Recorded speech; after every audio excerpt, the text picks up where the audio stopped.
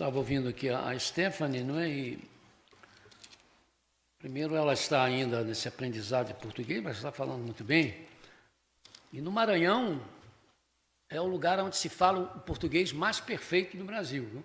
Eu não sei a ilha onde ela está, mas no estado é considerado o lugar onde melhor se fala a língua portuguesa, não é? Então a gente pensa que é São Paulo e Rio, não é não. Ela é lá para o Nordeste. Também me lembrei dos tempos em que eu tive o privilégio de ir à Suíça, na época da Reforma. Fui para conhecer a Catedral de São Pedro, a Igreja de Calvino, o Museu Protestante, a Igreja de Zwinglio, onde começou toda a Reforma na Suíça. E eu queria assistir um culto, né, na Catedral de São Pedro, que foi a Igreja de Calvino, e fui falar com o deão, pastor, vestido de toga, muito bonito, e eu falei, eu gostaria de assistir o culto, tem que comprar ingresso. E não tem mais ingresso. Falei, bom, vou ficar pelo menos feliz, porque se não tem ingresso... Aí veio aquela maldade que não falta, né, no homem. Mas vem cá, quem comprou o ingresso em suíço, ele riu, que suíço? Nada, suíço não vem na igreja. É tudo estrangeiro, são os estrangeiros que assistem. Eu lamento, né, profundamente. É também um desafio, né? A Suíça tem crentes, bons crentes, sempre teve em toda a história, mas faz parte dessa Europa pós-cristã, não é? Onde a gente tem uma luta enorme com muito nominalismo, e mesmo as igrejas tradicionais, o evangelho puro e simples, vivem com dificuldades. Mas é assim mesmo que a gente vai aprendendo, e como eu falei hoje pela manhã, está aqui a Stephanie para aprender a trabalhar com a gente, mas a ideia é voltar para se aperfeiçoar na Suíça, e aí se preparar, né, ainda mais também, e aproveitar o que vai aprender para compartilhar lá. Vamos, irmãos, participar, vamos ler o que está no Evangelho segundo São Mateus, no capítulo 27. Vamos ler um dos textos bastante conhecidos do Novo Testamento, o versículo 22 é o versículo-chave, mas eu gostaria de ler a partir do 19 até o 22. Mateus 27, 19 a 22. Mateus 27, 19 ao 22.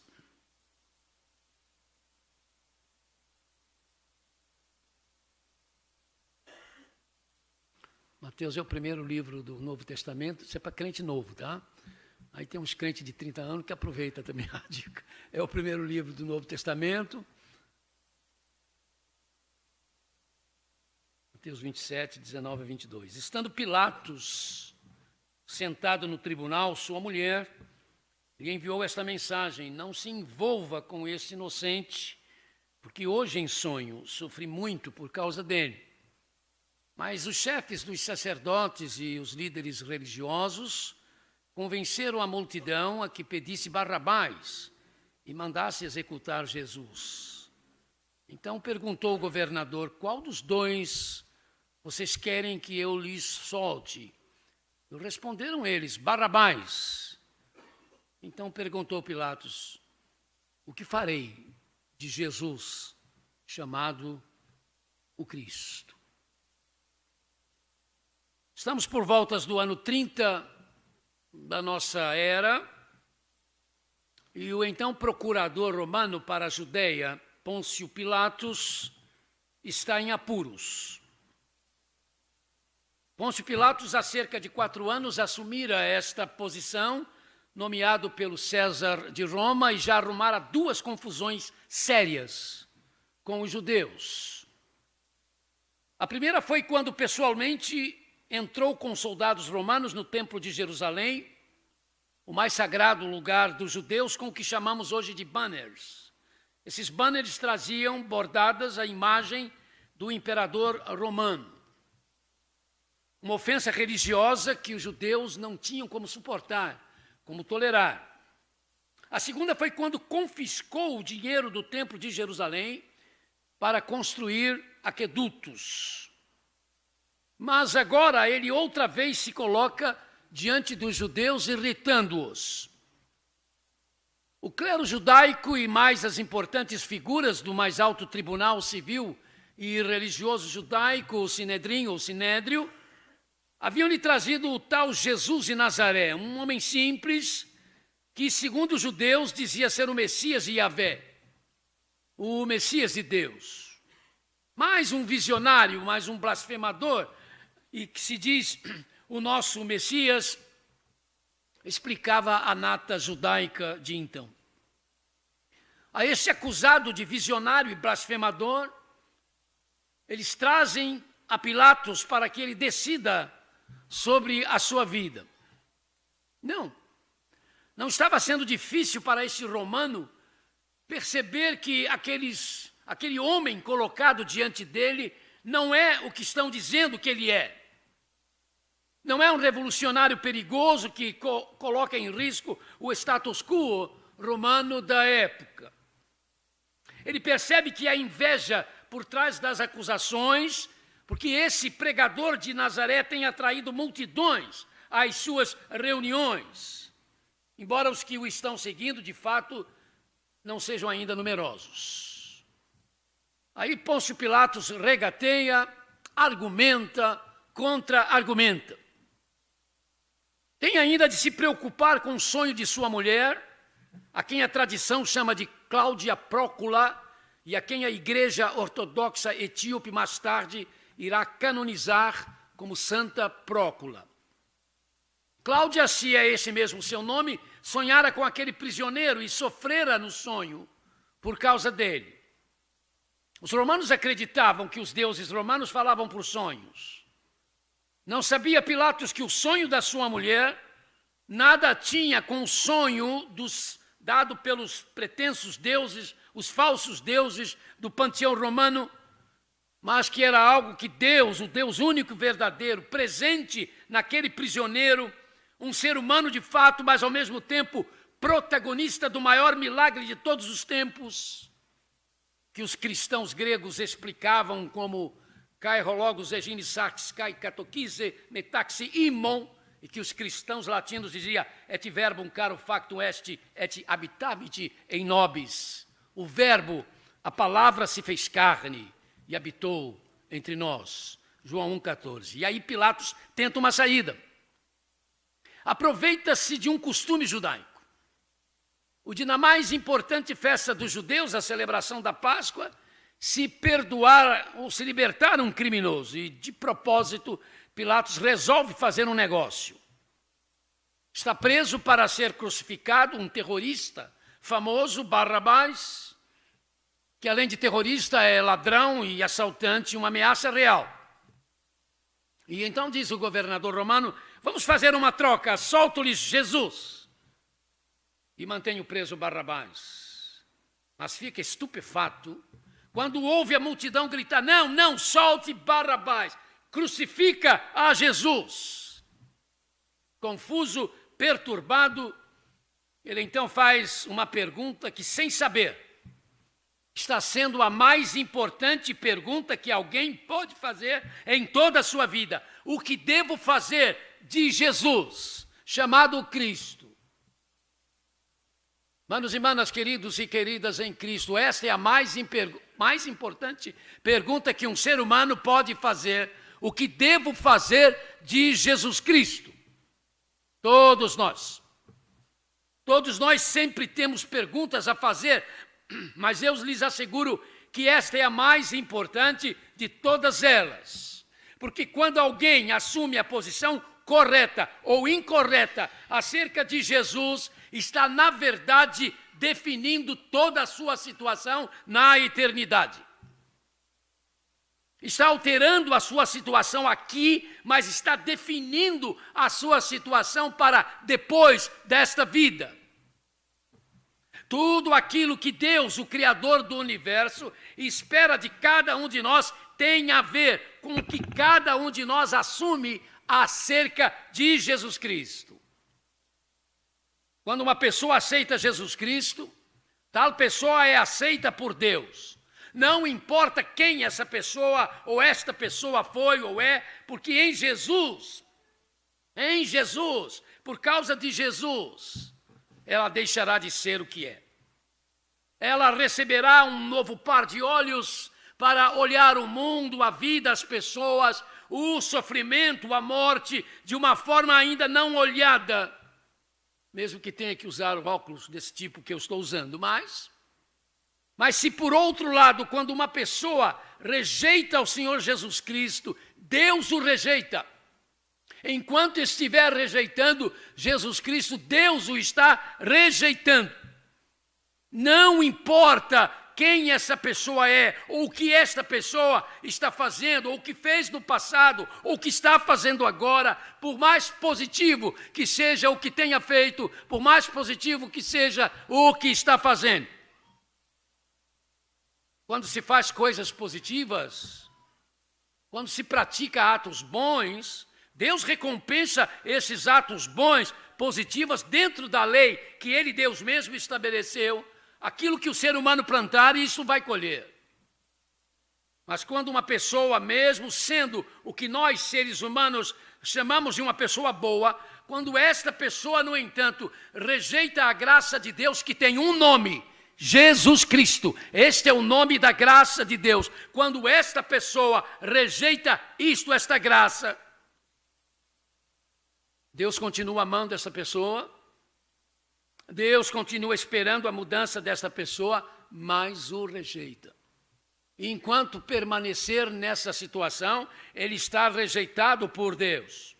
É isso que o Senhor Jesus Cristo, referindo-se a si mesmo, disse: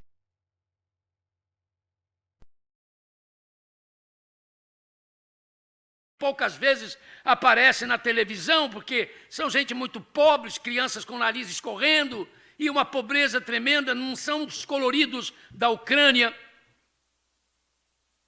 que mesmo em meio à guerra se vestem muito bem. Por favor, não estou dizendo que os ucranianos não estão sofrendo, porque é uma guerra também que mostra o quanto essa humanidade não sabe viver, não sabe aproveitar-se dos bens que tem, da inteligência que Deus deu aos seres humanos. O mundo cada vez mais está repleto de tecnologia, de coisas fantásticas. Computadores estão fazendo coisas inacreditáveis. Estava passando em frente a uma loja, minha esposa estava passando em frente a uma loja, e de repente recebeu uma mensagem. Estava passando em frente, não entrou na loja. Passou em frente à loja, recebeu uma mensagem da loja, fazendo propaganda, convidando ela para entrar e conhecer os produtos. E nós falamos: que negócio é esse? Aí fomos descobrir que hoje você pode fazer isso. Há aparelhagem dentro da loja que pega o seu celular que está passando no calçadão e já dá a mensagem para você. E o que eles não podem fazer mais? Só Deus sabe, né? O que eles poderão fazer. A tecnologia é simplesmente fabulosa, mas o mundo com essa tecnologia, gente, o que o mundo poderia fazer com isso, não faz. Não consegue deter as guerras, não consegue deter a violência, não consegue acabar com a fome, não consegue acabar com o sofrimento das pessoas, porque há tanta coisa envolvida por trás disso tudo. Nas guerras sempre são os senhores da guerra, que ganham e ganham muito com esses conflitos e não têm interesses que eles terminem muito rápido. E com isso, a paz do mundo desaparece e a paz individual, a paz de cada um de nós também desaparece. Todos nós precisamos ter paz. Todos nós precisamos ter a nossa consciência em paz. E dependendo da resposta que eu der a esta pergunta, o que devo fazer de Jesus Cristo, o que devo fazer em relação a Jesus Cristo, conforme for a minha resposta a esta pergunta, eu poderei ter uma paz extraordinária que ninguém poderá tirar de mim, ou eu terei que viver em conflitos constantes comigo mesmo, porque não vou me conhecer a mim mesmo. Mas é importante pensarmos nisso. Se a resposta for a certa à pergunta, o que devo fazer em relação a Jesus Cristo, uma paz extraordinária que ninguém vai poder tirar de mim, há de ser por mim experimentada. A Bíblia diz, ela diz que justificados pela fé, nós temos a paz com Deus por meio de Jesus Cristo, nosso Senhor. Romanos 5,3. Realmente não adianta para se encontrar a paz da alma, a paz da consciência, o se fazer orações intermináveis, inumeráveis preces ou tentar cumprir penitências. Sabe, há milhões de pessoas fazendo isto, mas se confessando como pessoas sem paz. Também não adianta para se encontrar a paz da alma, a paz da consciência, a paz interior, o se fazer coisas boas, o se fazer obras boas, ajudar os pobres, os que sofrem, ou se envolver na obra da igreja. Há milhões de pessoas que fazem isto, mas não têm paz em seus corações. E por quê? Por quê? Porque não há paz fora do sacrifício de Jesus Cristo na cruz do Calvário. Fora da sua morte, por causa dos nossos pecados, não há como experimentarmos a paz em nossas vidas, esta paz lá de dentro, da alma, do âmago. Sabe, como seres humanos nós buscamos e buscamos a nossa satisfação pessoal, mas não há como conseguirmos a verdadeira satisfação sem que saibamos o que fazer com Jesus Cristo em relação à nossa vida. O apóstolo São Pedro escreveu na Bíblia, explicando o que acontece quando alguém assume a posição correta a respeito de Jesus. Vocês o amam, mesmo sem o terem visto, e creem nele mesmo, embora não o estejam vendo agora. E por isso vocês se alegram com uma alegria tão grande e gloriosa que as palavras não podem descrever. 1 de Pedro 1:8. Gente, o oráculo de Deus diz: vocês se alegram com uma alegria tão grande e gloriosa que as palavras não podem descrever. Magníficas, maravilhosas estas palavras que foram escritas numa época de grande perseguição aos cristãos. Pedro não disse isso numa época boa, não disse isso numa época quando os cristãos estavam prosperando e se tornando importantes. Pedro disse isso numa época de perseguição. Nero estava no governo. E ser cristão nessa época no Império Romano era algo muito arriscado, mas Pedro diz: vocês se alegram com uma alegria tão grande e gloriosa que as palavras não podem descrever.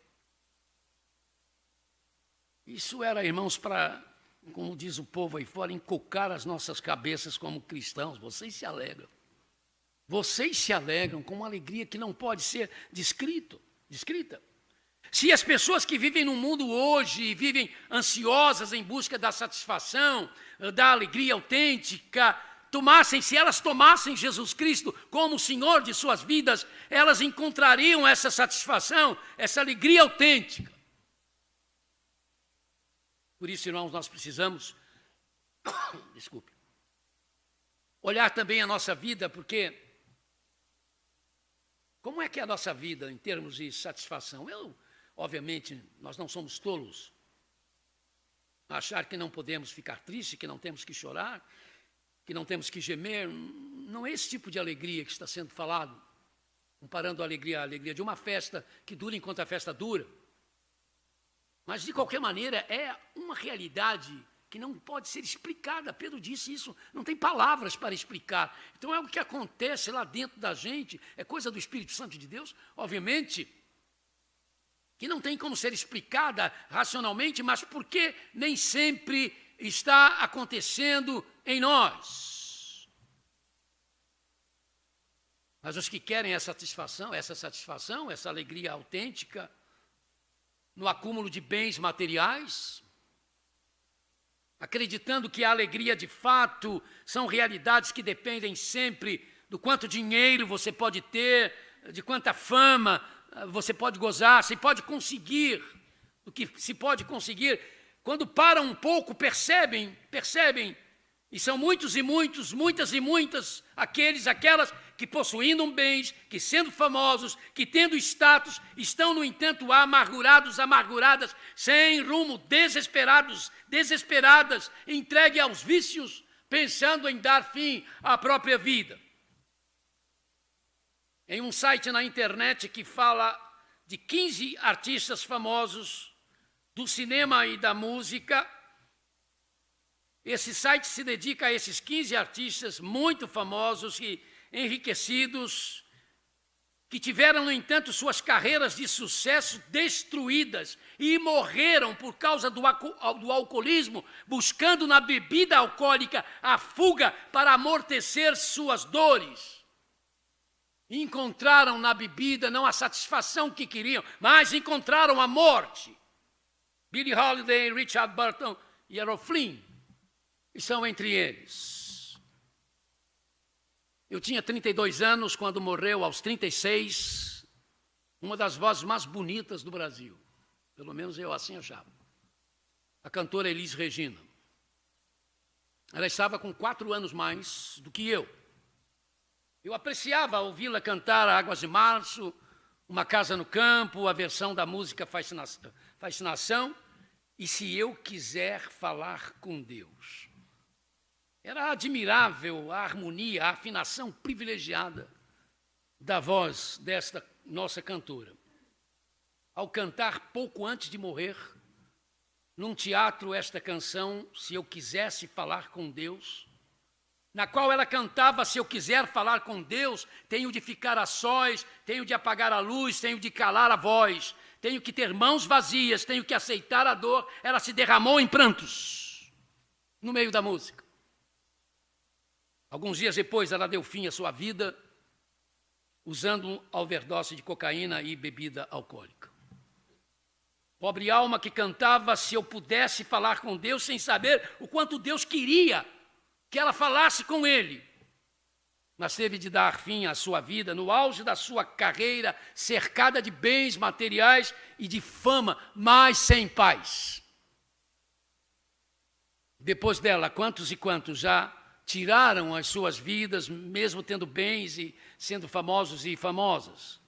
Quantas vezes Jesus disse aos seus discípulos, e nos diz isso agora: a paz seja com vocês, dou a vocês a minha paz, não como o mundo a dá.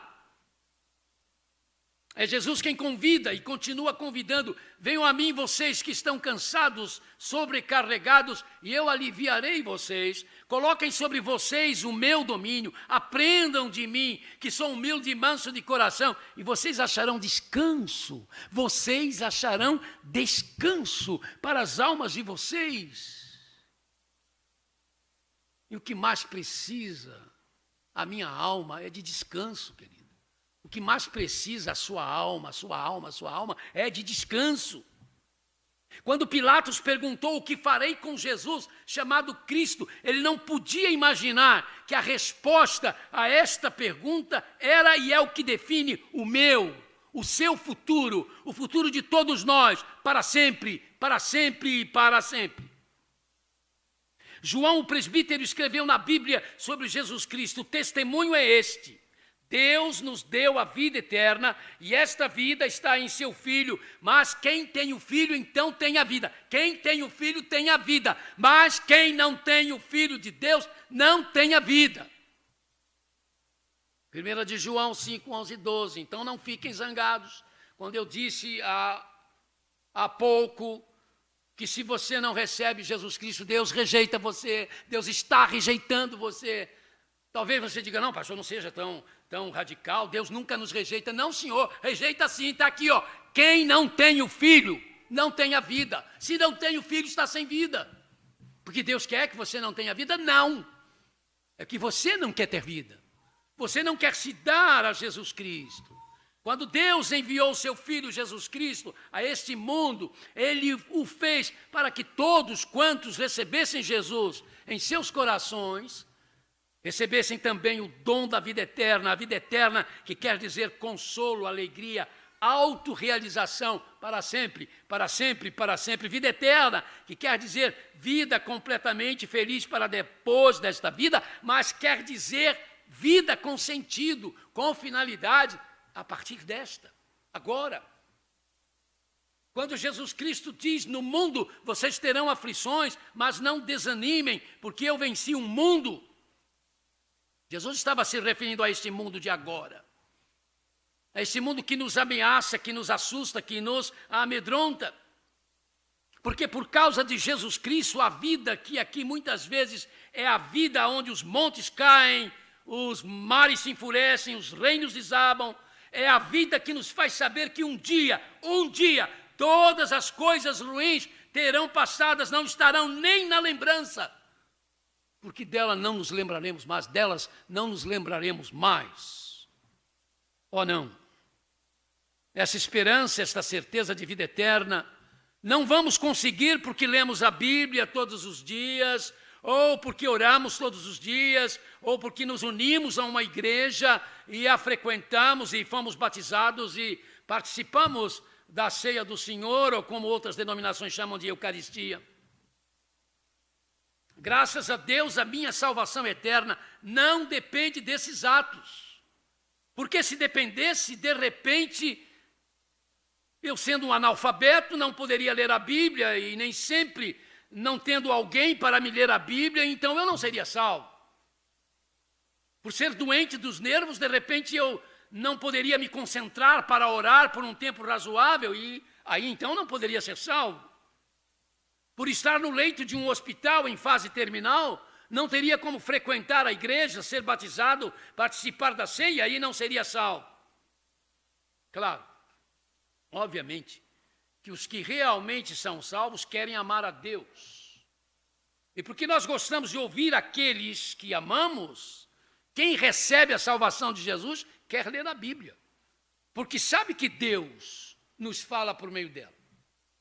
Deus nos fala por ela. Alguém que realmente tenha sido alcançada pela salvação em Cristo Jesus, sabe que por causa de Jesus pode chegar diretamente a Deus, pode chamar a Deus de pai, de papai, e não vai admitir desperdiçar este privilégio, o de se chegar diretamente a Deus. E por isto vai procurar orar, pois aprende sobre o valor da oração, o privilégio da oração.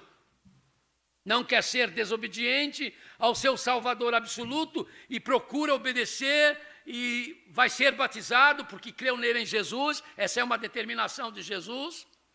Quem realmente recebe em sua vida, em sua história, o Senhor Jesus não despreza a igreja. Não deixa de vir aos cultos, a não ser por muita necessidade, porque o seu Salvador absoluto diz: onde estiverem 2 ou 3 reunidos em meu nome, eu ali estarei com eles. Mateus 18, 20, ora, o salvo, a salva por Jesus, quer garantir que é uma dessas pessoas, que quando se junta a outra, permite que Jesus Cristo esteja com eles, com elas. Não dá para você medir o privilégio disso, de saber que numa reunião na qual você está, porque você está com outros que ali estão, Jesus está.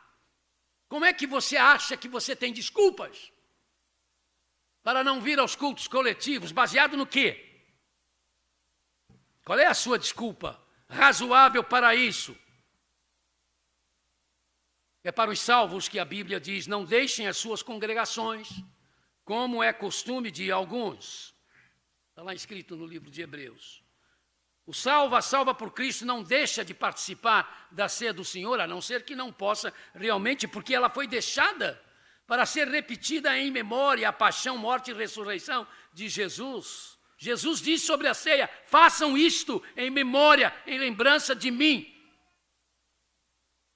O ser salva, o ter a vida eterna tem a ver, sim, com o eu me descobrir, com você se descobrir carente, desesperadamente necessitada de Jesus Cristo. Admitir, aceitar que sem Jesus Cristo, eu e você estamos carentes desesperadamente, necessitados desesperadamente de perdão. Perdão de nossos erros, dos nossos pecados, grandes e pequenos, segundo a classificação humana, mas que ferem o coração de Deus. Ah, como isso é bom. Em contraste com esse contexto de violência e de conflitos que vivemos, saber que há um lugar, que há uma cidade, a cidade de Deus, que nos encoraja a viver neste mundo, sabendo que este mundo, um dia criado por Deus, mas abalado, enfermado pelo pecado, vai dar lugar em Jesus Cristo, por causa dele, um mundo completamente diferente, maravilhosamente diferente. E em Jesus Cristo, por causa dele, quem o recebe, quem o coloca como centro da sua vida, quem oferece a ele a sua devoção, o primeiro de tudo que tem na vida, espera esta mudança, espera este mundo que está num futuro não muito distante. Um mundo que ainda é uma esperança escatológica, mas que, de certo modo, também já é uma realidade presente, porque nós sentimos que nos aproximamos a cada segundo que se vai, a cada instante que passa, nós sentimos um pouco mais próximo o dia quando acontecerá o que a Bíblia denomina de os novos céus e a nova terra. Sabe, quando se tem Jesus Cristo na vida, é o que a gente sente. Quando a resposta para essa pergunta, o que farei de Jesus Cristo, é: eu vou tomá-lo, eu vou recebê-lo como meu Senhor, como meu Salvador absoluto. Eu insisto, irmãos, nessa expressão absoluto. O Salvador único, mas essa expressão absoluta ela é mais pesada, porque não há outro mesmo, não há outro meio de ser salvo, não há outro nome, como disse Pedro, dado entre os homens pelo qual possamos ser salvos. Então é Jesus Cristo, que tem de ser recebido na sua vida, na sua história. Essa é a única resposta que você tem para esta pergunta, se você quiser achar a verdadeira felicidade, que não significa viver esta vida sem problemas, não ficar doente, não chorar e essas coisas todas, nem passar pela morte, não. Tudo isso faz parte da vida do ser humano em consequência dos pecados que foram cometidos e têm sido cometidos pelos seres humanos desde o primeiro casal, mas o que acontece é isso que Pedro falou, é esta alegria que você não consegue explicar, que a presença do Espírito Santo de Deus em você, por causa de Jesus Cristo, faz acontecer.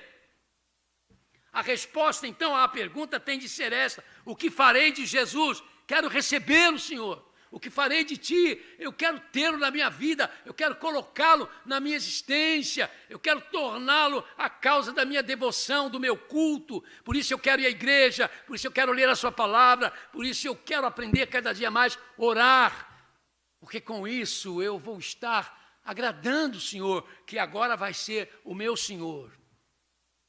A salvação está nisso aí, no receber Jesus. Desta maneira, as demais coisas, não é? Virão e vão acontecer. É para ter Jesus Cristo, é para receber Jesus Cristo, não tem saída.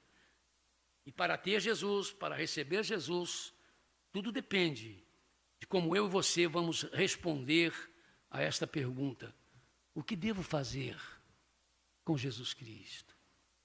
Receba-o, creia nele, se dê a ele.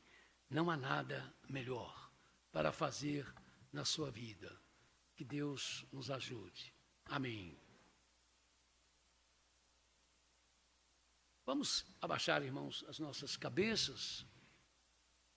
Vou pedir o nosso ministro de música que cante com a igreja o hino Tal Qual Estou. E enquanto estivermos cantando, peguei de surpresa, né? Tal Qual Estou. Nós vamos continuar orando, irmãos. Não vamos... Esse hino é bastante conhecido, muitos conhecem já de cor. Eu não vou dizer mais nada, essa é a minha maneira, né, de fazer convites. Eu não digo mais nada, apenas o hino vai sendo cantado. E se enquanto o hino estiver sendo cantado, houver alguém aqui que ainda não teve esse encontro pessoal com Jesus, que ainda não respondeu da maneira que deve responder a esta pergunta que Pilatos fez naqueles dias: o que farei de Jesus, chamado Cristo, você já tem o que responder. Mas você vai precisar do Espírito Santo de Deus nesta hora, para que você possa responder isso de forma adequada. Se você quiser, o Espírito Santo vai fazer a parte dele, ajudar a você a tomar esta decisão. Então, enquanto estivermos cantando Tal Qual Estou, você tem essas oportunidades, enquanto cada estrofe vai sendo cantada. Se você quiser, levante a sua mão onde você estiver. Nós depois teremos os pastores para conversar com você. Se você está nos assistindo pela internet, entre em contato com o nosso chat, coloque lá o seu nome, uma forma de nós nos comunicarmos com você, e fale sobre o seu desejo de dizer hoje a esta pergunta: o que farei com Jesus? E que farei com Jesus? Eu quero tomá-lo como meu Senhor, meu Salvador, minha vida eterna, perdoador dos meus pecados, aquele que pelo Espírito Santo de Deus há de transformar, regenerar a minha vida. Faça isso então, enquanto estivermos cantando. Tal qual estou, ó meu Senhor, aceito agora o teu favor, pois sou indigno, pecador, ó Salvador, eu venho a ti. Tal qual estou, me aceitarás, e tu me purificarás, e o meu pecado esquecerás, ó Salvador, eu venho a ti. Tal qual estou, sem esperar que possa a vida melhorar, no teu poder vou confiar, ó Salvador, eu venho a ti.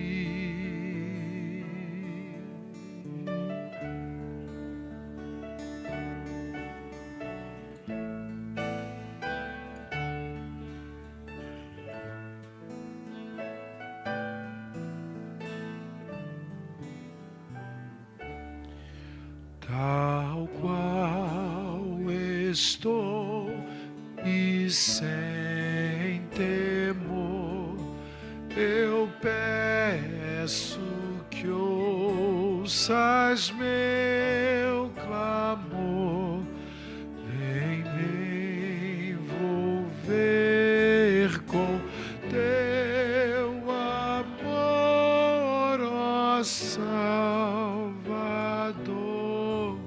eu venho a ti.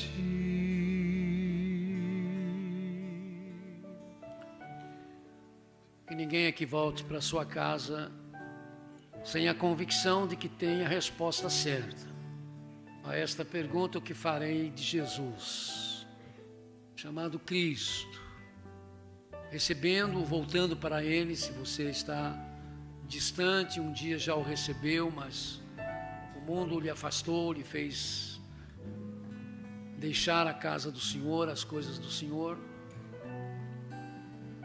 Jesus sempre te amou, Deus te ama, e nesse caso, você que já teve um encontro com o pessoal, o Senhor já o aceitou. Por isso você não pode ficar longe do Senhor, para não ter que passar por situações que aqueles que estão distantes de Deus passam, mas distante de Deus devem ficar os que dizem não para Ele, não aqueles que um dia disseram sim. Então não volte para sua casa sem esta decisão, não pegue no sono nesta noite, sem a convicção de que isso foi resolvido. Vamos então, irmãos, para a parte final do nosso culto.